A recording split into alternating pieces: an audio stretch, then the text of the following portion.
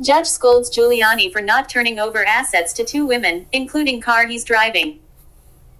Trump ally and former New York Mayor Rudy Giuliani got a tongue-lashing Thursday in federal court after missing a deadline to turn over valuables to two election workers he defamed, including one asset, a vintage Mercedes, that he took for a drive to vote in Florida. He owes the women, Ruby Freeman and daughter Wandrea Moss, millions in damages.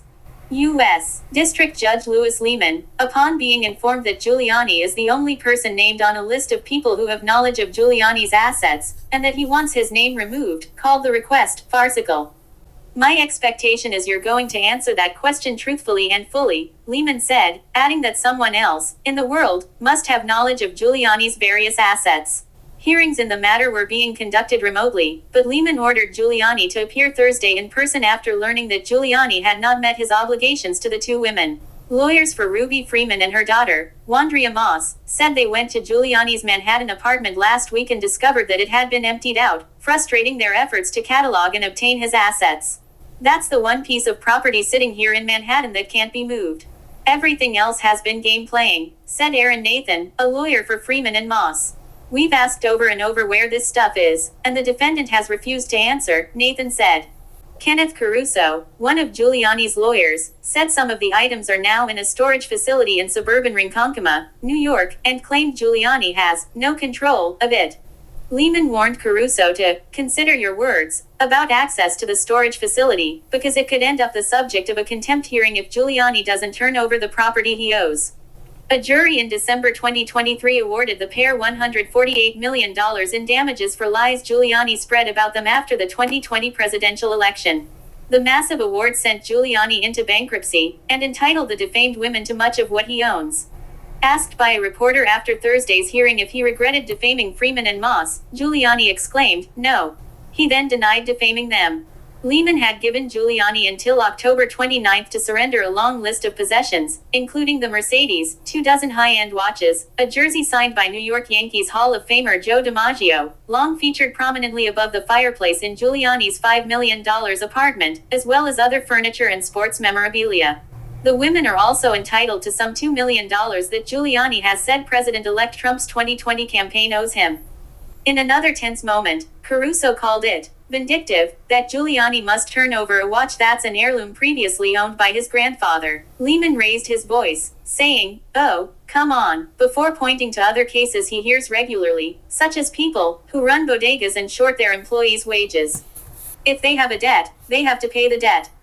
It doesn't matter if it's an heirloom," Lehman said. He later said Moss and Freeman had been willing to let Giuliani keep the watch, but he never filed paperwork asking to do so. Giuliani was in the passenger's seat of a Mercedes convertible that appeared to be the 1980 classic once owned by movie star Lauren Bacall when he arrived to vote in Florida on Tuesday.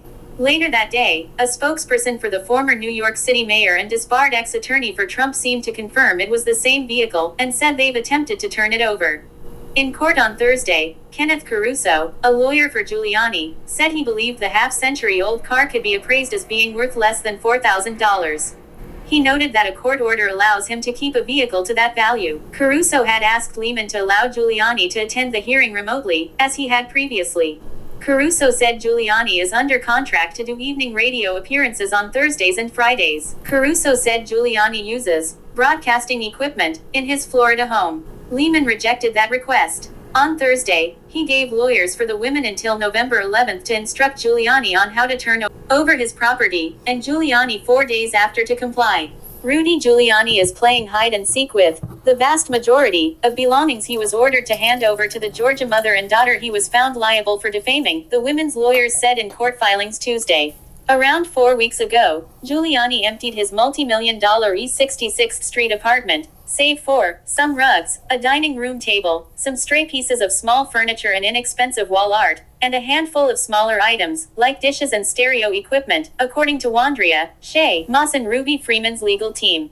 A Manhattan federal judge 2 weeks ago ordered Giuliani to turn over control of his stake in the Upper East Side co-op apartment, along with its contents, his cash accounts, sports memorabilia, furniture, jewelry and various other valuables to Freeman and Moss toward satisfying the $148 million judgment a Washington, D.C. federal jury ordered him to pay for falsely accusing the pair of ballot fraud. The women's lawyers made the startling discovery on Halloween after trying to gain access to the unit for 2 hours.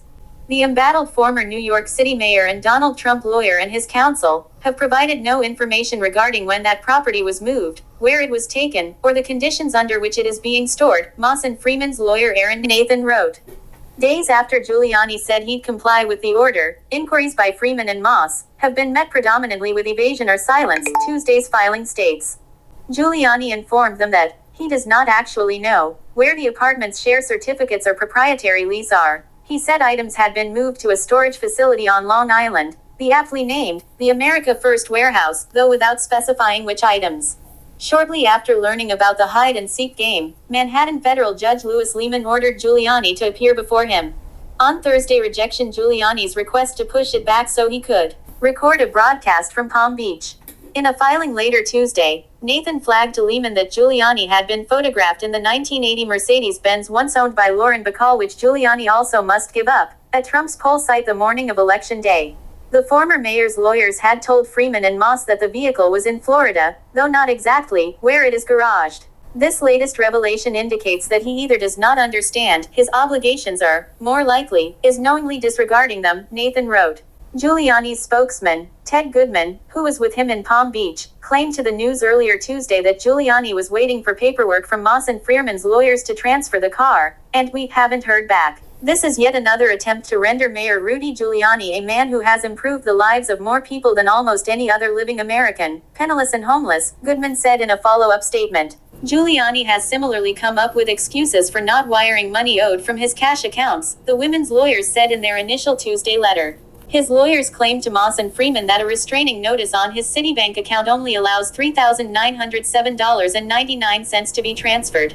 Nathan contested the excuse and said it raised significant questions about the location of other cash assets, in light of five-figure funds moved out of the same account in July and August. Judge Lehman is still mulling whether to force Giuliani to give up his $3.5 million Palm Beach condo, where Giuliani claims he's been living, and his Yankees World Series rings, which his son, Andrew, claims Giuliani gifted to him and which Andrew is suing to keep. The former mayor appeared to be wearing at least one of the rings at a virtual hearing last week in his sexual assault lawsuit attended by the Daily News. Giuliani was ordered to pay the Atlanta election workers the eye-popping sum in December after a judge found him liable for repeatedly and maliciously accusing the two women of corruptly trying to help Joe Biden in the 2020 election. His lies prompted a deluge of racist death threats that forced the mother and daughter into hiding. America's mayor filed for bankruptcy in the wake of the judgment, but that filing has since been thrown out, in part because Giuliani failed to be forthcoming about his finances and disobeyed court orders. After the bankruptcy effort was dismissed, Freeman and Moss brought the ongoing enforcement action. Also this year, Giuliani was stripped of his law licenses in New York and Washington, D.C., due to his election subversion efforts. He is additionally facing a sky-high stack of lawsuits stemming from a wide range of allegations and 2 criminal cases in Arizona and Georgia regarding his election fraud claims, in which he's pleaded not guilty. Thanks for watching. If you enjoyed the video, please give it a thumbs up, subscribe for more content, and leave a comment below. See you next time.